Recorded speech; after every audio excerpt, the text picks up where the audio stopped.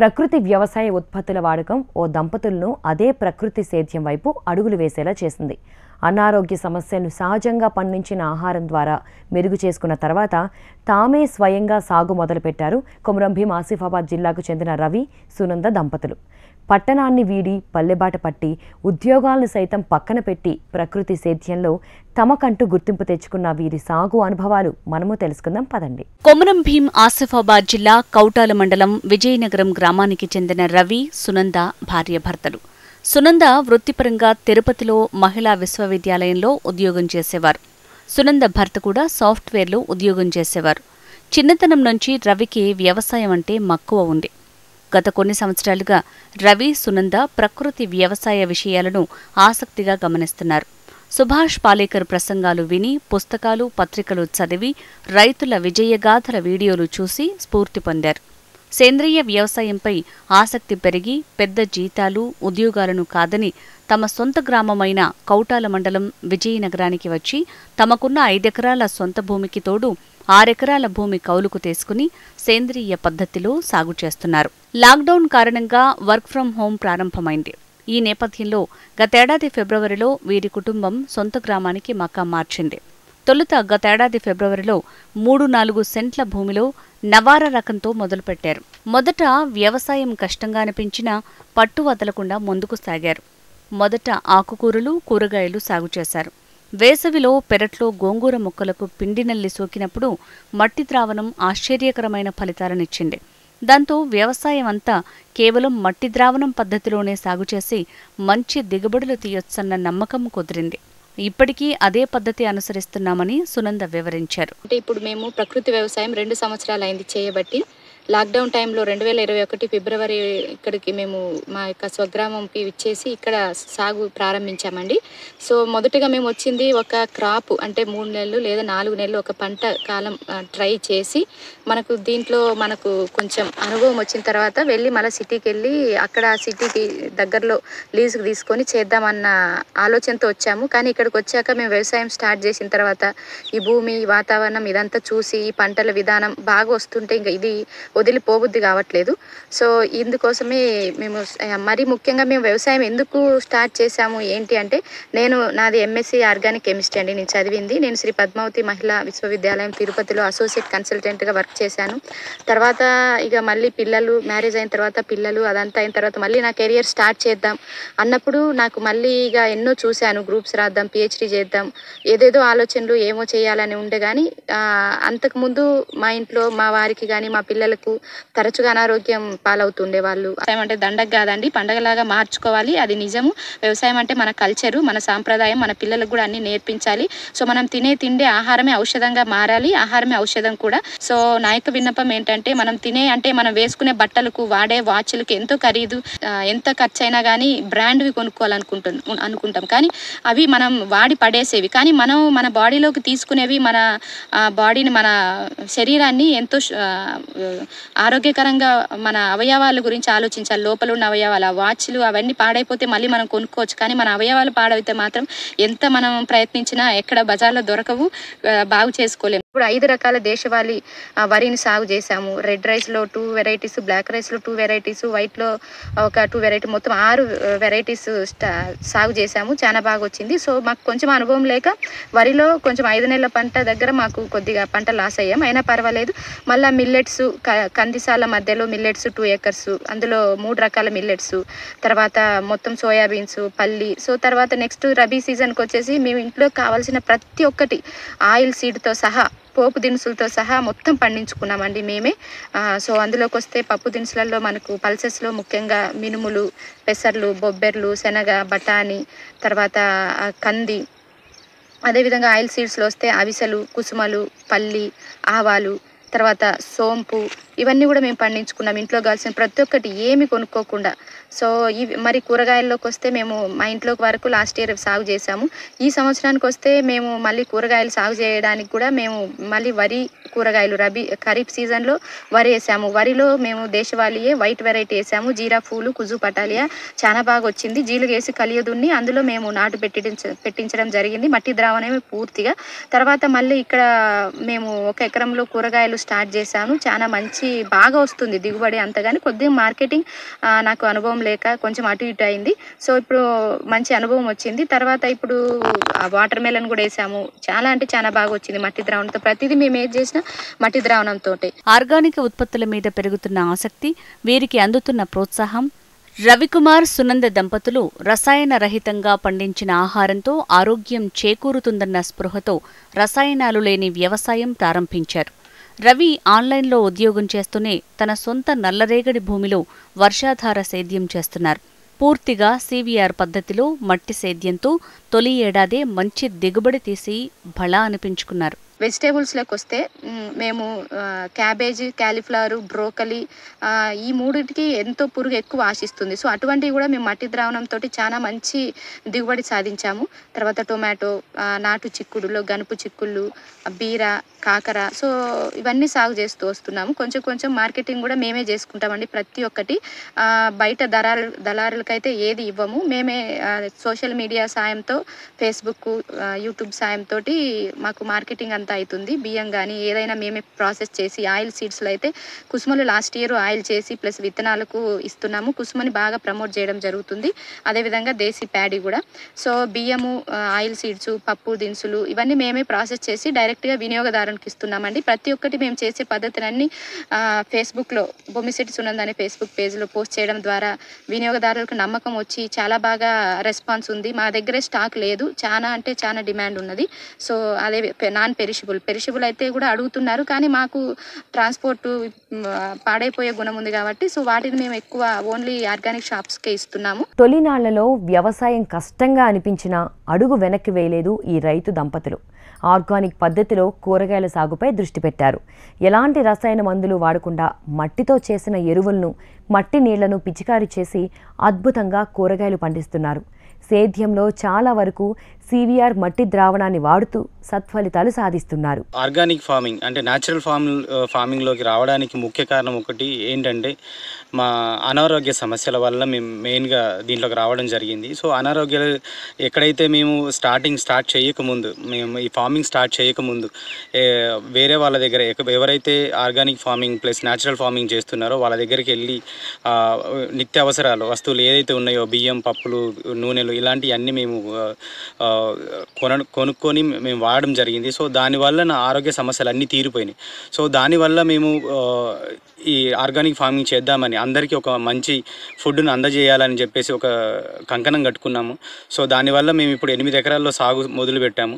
So ఈ సాగు మొదలుపెట్టిన కానుంచి అంటే ప్రతి ఒక్కరూ చాలామంది వస్తున్నారు. అంటే చాలామంది ఏంటంటే ప్రకృతి వ్యవసాయం చేద్దామని చాలామంది యూత్ అందరూ వస్తున్నారు, కానీ వాళ్ళు నిలదొక్కకపోతున్నారు. ఎందుకంటే అది పంట వస్తుంది కానీ అమ్ముకోవడం చాలా ప్రాబ్లమ్స్ వస్తున్నాయి. సో దానివల్ల మేమేం చేసామంటే మాకు కూడా ఆ సమస్య వచ్చింది. సో ఆ సమస్య వల్ల మేము ఫేస్బుక్ కానీ యూట్యూబ్లో కానీ ఇలాంటి దాని ద్వారా మేము అందరికీ చెప్పడము, దాని తర్వాత దాని నుంచి అందరికీ అమ్ముకోవడం జరుగుతుంది అన్నట్టు. సో దానివల్ల మాకు కొంచెం ఆదాయము అటో ఇటో కొంచెం సమకూరుతుంది. సాగులో అనుభవం లేని తమకు ఎంతో సంతోషాన్ని, ధైర్యాన్ని ఇచ్చిందని సునంద, రవి ఆనందిస్తున్నారు. 2 ఎకరాల్లో కంది విత్తారు, అంతర పంటలు వేశారు. 5 క్వింటాళ్ల కొర్రలు, 2 క్వింటాళ్ల సజ్జలు, 5 క్వింటాళ్ల అండుకొర్రల దిగుబడి వచ్చింది. ఇవి కోసిన తర్వాత కుసుమ విత్తారు. 3 ఎకరాల్లో అధిక పోషకాలతో కూడిన ఇంద్రాణి, కూజు పటాలియా, కాలాబట్టి, నవారా, మాపిళ్లే సాంబ వంటి దేశీ వరి రకాలను సాగు చేసి 30 క్వింటాళ్ల దిగుబడి పొందటం విశేషం. మేము అందరికీ మంచి ఆహారాన్ని అందజేయాలని ఒక నిజాయితీతో మేము వచ్చాము.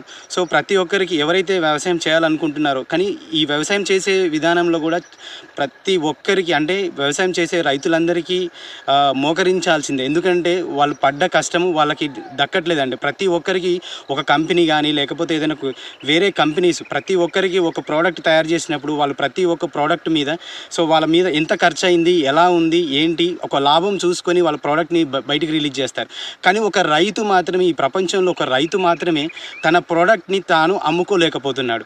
సో అంటే ఎంతమంది ఉన్నా కానీ తక్కువ రేటుకు అడుగుతూ ఉన్నారు అన్నట్టు. సో అది ఎంతవరకు అయితే మనం ప్రజలు ఆలోచించుకోవాలి, వినియోగదారులు ఆలోచించుకోవాలి. సో వినియోగదారుడు ఆలోచించుకున్నప్పుడు రైతు దగ్గర నుంచి మీరు కొన్నప్పుడు సో రైతుకి ప్లస్ వినియోగదారుడికి రెండు ఉపయోగపడతాయి.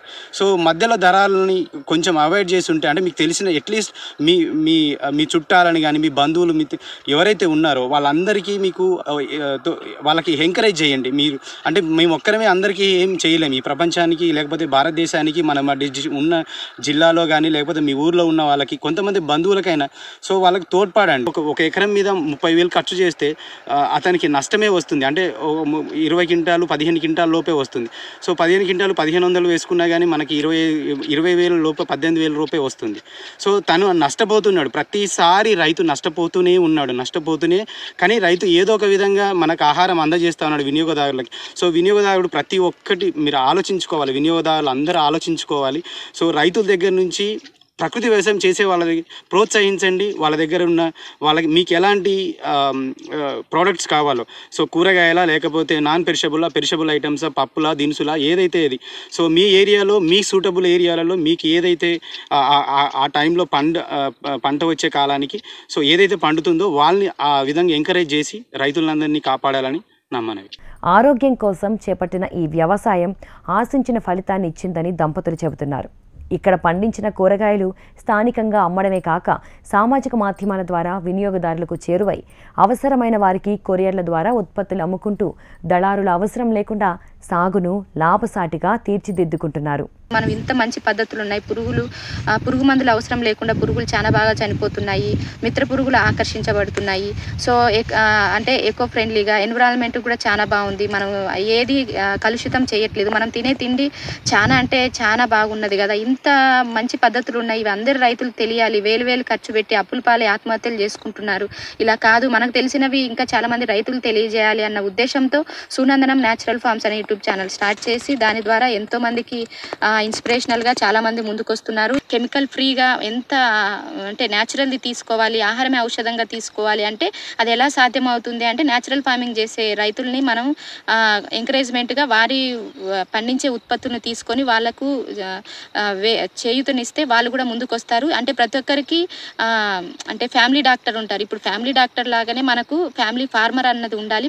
మీకేం కావాలో మీ యొక్క ఫార్మర్ని అడిగి పండించుకొని తినాలని నా యొక్క మనవి. ధైర్యంగా మట్టి ద్రావణంతో సేద్యం చేపట్టి నలుగురు ఇదేం సేద్యం అని తప్పబడుతున్నా ముందుకు సాగి చివరికి గ్రామస్తులతో ఔరా అనిపించుకున్నారు రవి, సునంద దంపతులు. వ్యవసాయం గిట్టుబాటు కావాలంటే మూసపోకడలు కాకుండా ఎప్పటికప్పుడు మార్కెట్ను అధ్యయనం చేస్తూ డిమాండ్ ఉన్న పంటలను పండించినట్లయితే సాగులో సంతృప్తికర ఆదాయం పొందొచ్చని నిరూపిస్తుంటారు కొందరు రైతులు. ఆ కోవకే చెందుతారు సిద్దిపేట జిల్లాకు చెందిన రైతు భూపతి చంద్రమౌళి. వరి పంటకు ప్రత్యామ్నాయంగా యాపిల్ బేర్ సాగు చేస్తూ లాభసాటి మార్గంలో నడుస్తున్నారు. సాగులో రైతు అనుభవాలు మనము తెలుసుకుందాం. సిద్దిపేట జిల్లా హుస్నాబాద్ మండలానికి చెందిన రైతు భూపతి చంద్రమౌళి గత ఏడాది జూన్ నెలలో ఖమ్మం నుంచి మొక్కలు కొని తెచ్చి పట్టణంలోని ప్రభుత్వ పాలిటెక్నిక్ కళాశాల సమీపంలో కిసాన్ నగర్లో 2 ఎకరాల్లో యాపిల్ బేర్ సాగు చేశారు. వరి పంటకు ప్రత్యామ్నాయంగా ఉద్యానవన పంటల సాగు వైపు ఆసక్తి చూపించారు.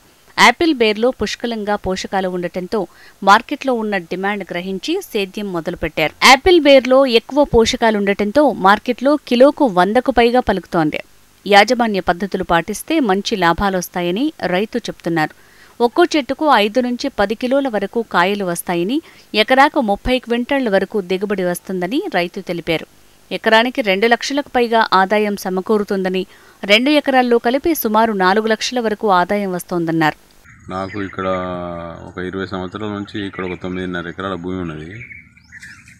దానిలో నెట్లో చూసి నేను కాశ్మీరీ యాపిల్ బేర్ అని ఒక వెరైటీ పండు తోట పెట్టడం జరిగింది 2 ఎకరాల.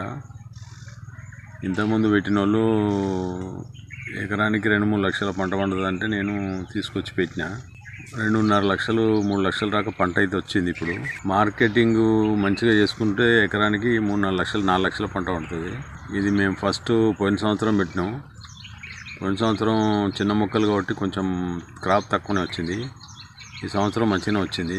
దీనికి పెట్టుబడి ఫస్ట్ మొక్కలకును కట్టెలకు దీనికి ఒక 2-3 లక్షలు ఖర్చు అయింది. పెట్టుబడి మందం అయితే వచ్చింది, కాకపోతే లాభమే జరుగుతుంది, మంచి లాభమే ఉన్నది. ఒక్కసారి మొక్క పెడితే ఒక 30 సంవత్సరాల వరకు క్రాప్ తీసుకోవచ్చునట. ఈ ఫస్ట్ క్రాప్ తీయగానే మేము మొక్క మళ్ళీ మొదలు ఉంచి మిగతాది కట్ చేస్తాను. మళ్ళీ ఈ ఊళ్ళకే మళ్ళీ పూత పూసి కలుగుతుంది. ఎందుకంటే మొక్క హైట్ పెరగకుండా ఈ కటింగ్ అనేది అవసరం అన్నది.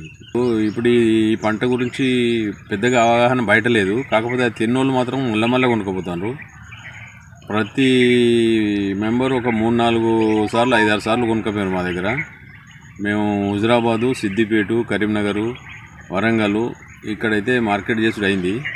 ఫస్ట్ పబ్లిక్ లోపల అమ్మే ప్రయత్నం చేస్తాను, తర్వాత ఏదైతే హోల్సేల్ వాళ్ళకు ఇచ్చడానికి మంచి ఛాన్స్ ఉంటుంది. ఇప్పుడు ఇది మేము డైరెక్ట్ హోల్సేల్ దగ్గర పోతే మాకు దీని సంగతి తెలియదు, మాకు ఇది అమ్మది మాకు అది అని చెప్పి అనుడు జరిగింది. అందుకే మేమే పబ్లిక్లో అలవాటు చేసినాం. పబ్లిక్లో తీసుకుపోయిన మాత్రం మళ్ళీ తీసుకుపోతారు. మంచి విటమిన్, మంచి ఫుడ్ అని చెప్పి వాళ్ళు తిన్నోళ్ళు మళ్ళా మంచుకున్నది మళ్ళీ మీరు నిన్న రాలేదు అది అని అనుకుంటూ వాళ్ళు మళ్ళీ తీసుకోవడం జరుగుతుంది. సిద్దిపేట జిల్లాకు చెందిన మరో రైతు శ్రీనివాస్ గౌడ్ యాపిల్ బేర్ పంటను సేంద్రియ పద్ధతిలో సాగు చేస్తున్నామని, రసాయనాలను చల్లకుండానే మంచి దిగుబడులు సాధించామని అంటున్నారు. ఎక్కువ మంది వినియోగదారులు తోట వద్దకే వచ్చి కొనుక్కు వెళుతున్నారని, అది కాకుండా స్వయంగా సిద్దిపేట్, కరీంనగర్, హుస్నాబాద్ మార్కెట్లలో అమ్మడం ద్వారా డిమాండ్ ఉన్న ధరకు అమ్మగలుగుతున్నామని అంటున్నారు. సిద్దిపేట జిల్లాకు చెందిన మరో రైతు శ్రీనివాస్ గౌడ్ యాపిల్ బేర్ పంటను సేంద్రియ పద్ధతిలో సాగు చేస్తున్నామని, రసాయనాలను చల్లకుండానే మంచి దిగుబడులు సాధించామని అంటున్నారు. ఎక్కువ మంది వినియోగదారులు తోట వద్దకే వచ్చి కొనుక్కొని వెళ్తున్నారని, అది కాకుండా స్వయంగా సిద్దిపేట్, కరీంనగర్, హుస్నాబాద్ మార్కెట్లలో అమ్మడం ద్వారా డిమాండ్ ఉన్న ధరకు అమ్మగలుగుతున్నామని అంటున్నారు.